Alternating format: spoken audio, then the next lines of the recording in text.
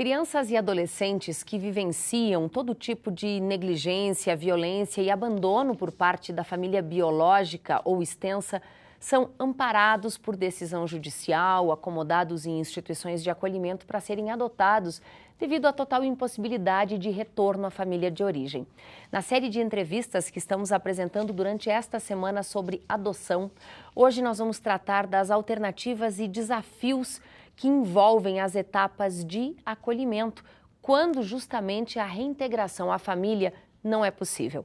Para falar sobre o assunto, nossa convidada aqui no estúdio é a coordenadora de Proteção Social Especial da Sencas, Helenir Chapuis. Seja muito bem-vinda, Helenir, ao PFTV. E eu começo já lhe perguntando, quando a criança e o adolescente necessitam ser afastados da família biológica, quais são as etapas, as alternativas possíveis?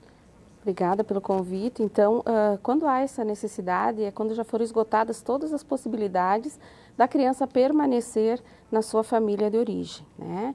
Então, o juiz determina o encaminhamento para que se faça uma busca à família extensa ou ampliada, que são os avós, tios, ou padrinhos que têm uma relação afetiva com essa criança, né?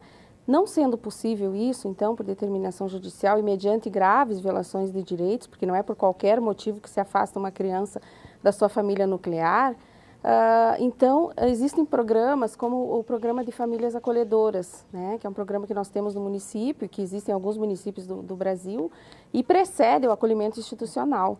Na própria lei diz que primeiro se busca famílias acolhedoras, que são pessoas habilitadas para acolher essas crianças, enquanto durar o processo de verificar a possibilidade de retorno à família de origem ou de ser encaminhada para uma família adotiva. A casa de acolhimento, então, acaba sendo a última alternativa de proteção a essa criança, a esse adolescente. Exatamente. Então, na impossibilidade de famílias acolhedoras com o perfil adequado àquela criança que está sendo acolhida, então se encaminha para as instituições, para as casas de acolhimento institucional. Qual é o tempo máximo que uma criança pode permanecer em uma casa de acolhimento? Ou não há essa... A lei prevê até 18 meses, né? Houve uma alteração com essa nova lei agora.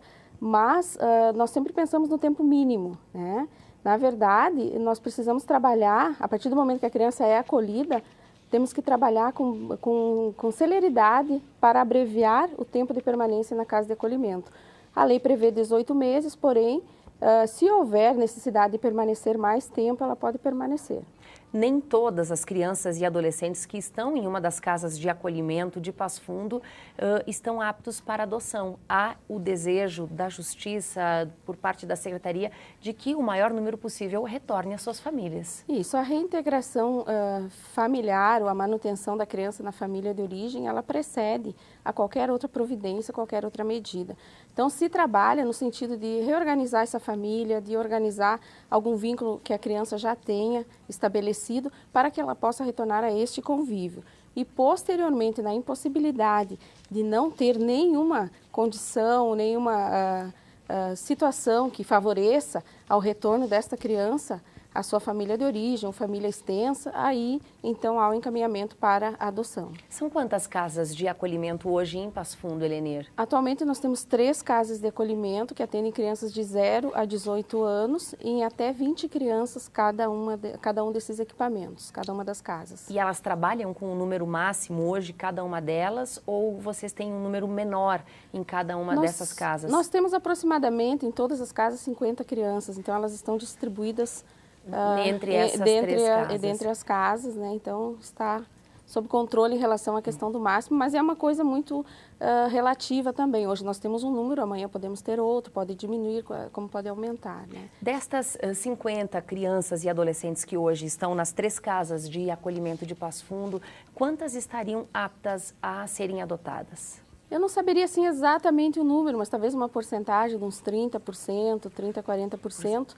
Porém, as crianças que nós temos, que já estão com o seu processo jurídico definido, né, e aptas para adoção, são já as crianças maiores, né? São crianças que já têm mais de 7 anos, 7, 10, 12 anos, alguns adolescentes. Então, há uma dificuldade maior em se encontrar família substituta para essas crianças. Amanhã nós vamos falar aqui sobre adoção tardia, que tem muito a ver com isso que você está falando aqui. Helenir, você durante muitos anos trabalhou em casas de acolhimento em Passo Fundo, sabe exatamente qual é a realidade.